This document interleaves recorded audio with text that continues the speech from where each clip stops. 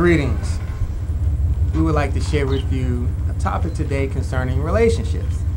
That topic that everybody loves and really speaks about all day long. Everyone you come in contact with, whether it's your mate, your husband, your wife, girlfriend, boyfriend, family member, co-worker, neighborhood friend, next door neighbor, group, community, whatever have it, everything deals with relationships. Nothing is alone. It's about the ability to be able to be harmonious with other people. Some people may not want to be harmonious, but it has nothing to do with you.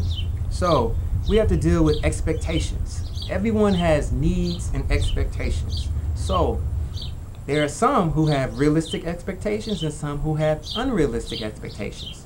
The key is that everything deals with energy, everything is electric, and it's magnetic. It's a constant circle.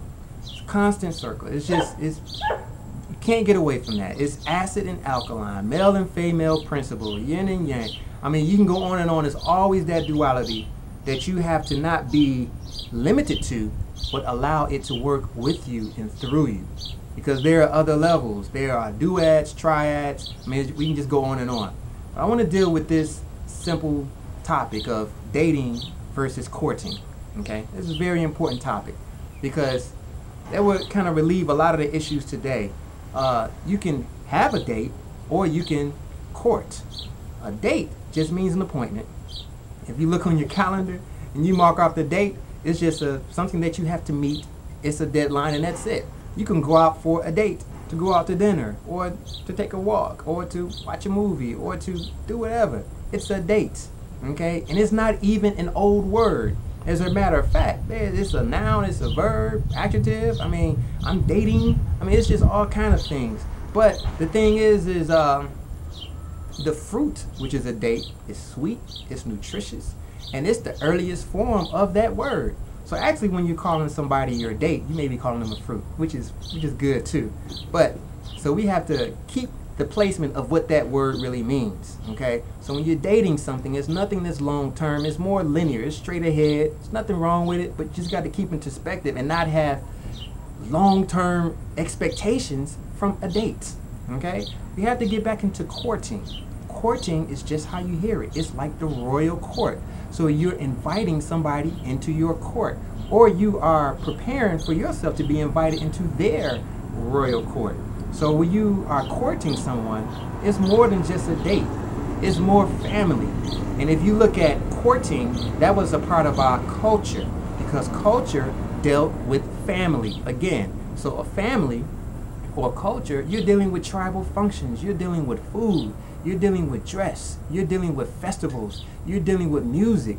You're dealing with just everything. So with that, when you're courting someone, you're seeing if you're going to be compatible with one another. So that means that it's not something that's going to happen like that at a date, quick, fast, in a hurry, based on what somebody says. No, courting means that you take your time. It's more circular instead of linear. It's more of a cycle because now you're letting time be the revealer. Because time is the one that's going to let you know if the fruit is going to grow from that tree. So when you court someone, you're finding out everything about each other. You're seeing how you're going to vibe. You're seeing if you can be compatible, the whole nine. And it's more of, I'm inviting you into my life, instead of just inviting me to bed, okay?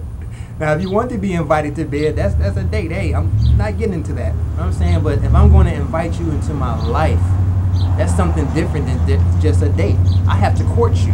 I can't just, because there's many people that you can date all day long. It's not a shortage of that. But if you're going to court somebody, that's something different. It's something special. So today you have a 50% divorce rate. Why is that? It's because a lot of people were dating instead of courting each other. And I know it's in hindsight you can say, the times, the day and times we're in. But again, the reason why that is happening is because we have a lack of not passing down the principles of culture. See, if you have culture, none of this would be happening because you would know what to look out for, the men and the women and so forth. So this is something that's very important, and that brings a new light into the difference between love and lust. Okay? I'm not saying one is better than the other. Okay? I just know, just from experience, I can only speak from experience that love is something that you can't trap. It's something that moves through you and with you, and it starts within. So that means that if you want to be loved or find love, well, you got to generate it within first. Because if you have picture yourself as a fireplace full of flames and sparks, just like we call each other our flame. Well, it's truth to that. Because you picture yourself as a fireplace. And before the fireplace can heat the whole room up, it's going to get hot within first. So it's going to be cold out there unless that fireplace is lit. So you have to light your own fire. You have to love yourself. You have to treat yourself because you are a living temple of life. Hence is the name of our way of what we do things. Living temple of life. You are a temple. This is living. And you got to picture that your heart is the altar. Okay, so if you have an altar and you bring your thoughts and your feelings and your passions to your heart and let it come forth with feeling, you're going to generate that love. You're going to generate it, and it's going to create a magnet for people, places, and things to automatically come to you and you come to it. So it's easy to generate love or to have love come to you. It's just that when it comes knocking at your door, you got to answer the door. When it rings the doorbell, you got to ask who is it, and and recognize it when it comes in, because you've prepared yourself. So that's why when you hear, I know I say it often, I say, beloved, greetings, beloved, how are you doing, beloved? I have a lot of beloveds because I live in love, okay? Which means that I don't fall in love. I've experienced that. The only way you can really speak on something is if you experience both sides. How can you tell what's acid or alkaline if you've never experienced it? So you have to have experience on both sides to even be able to speak about it. It has some kind of balance. So when I say beloved, I'm actually commanding you. I'm giving you a blessing. I'm telling you to be loved. Okay? So when I say beloved, I'm saying beloved. Be loved. And in order for you to be loved, you have to do the things to be loved. You have to love yourself. Show that love to others. Okay? So these are things that hopefully that can help you in your relationships with everyday people. And it will make you a much happier person if you don't deal with unrealistic expectations. You know the difference between dating and courting. You know what beloved means now. So these are things that we hope that you can take far with you. We actually have several books on our website. One is called Compatibility, the Code of Harmony for Love and Unity. If you don't have that, something's wrong, right? Because we hear so many complaints and things. Well, hey, this is a 260-something page book that explains so many different topics about it. It gives you the cycles, the meanings, the principles, because these are codes that have really just got covered up.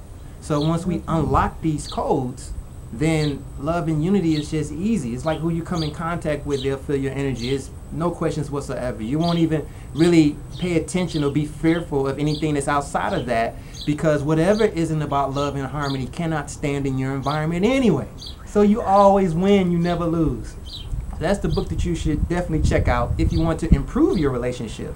Okay, we give you some tips to improve your relationship to make it better. All right, so that's something that if you are serious about it, then it's something you want to check out. And it's one of the most extensive books I know of today that's really deals with that topic. Another one we have is True Power Lies Within a Canopy of Love. That is a poetry book, but it's not just a poetry book. It's a book on wisdom, on love, relationships, on society, on nature.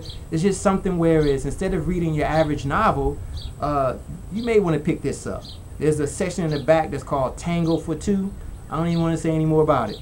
So I just give you the website. The website is www.livingtempleoflife.com. That's www.livingtempleoflife.com. And I wish all of you peace, love, harmony.